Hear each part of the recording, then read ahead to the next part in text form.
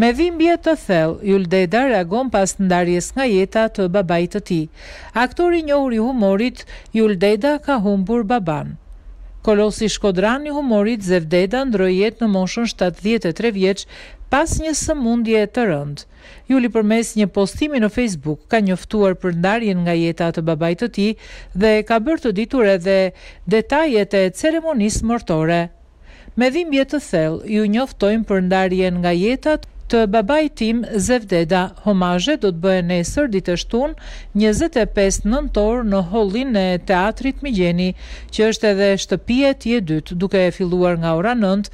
Pas homazheve, në orën 13 kortezhi niset për Meshën e Dritës dhe më pas përcjellja për në banesën e fundit në Varrezat e Rrëmajt.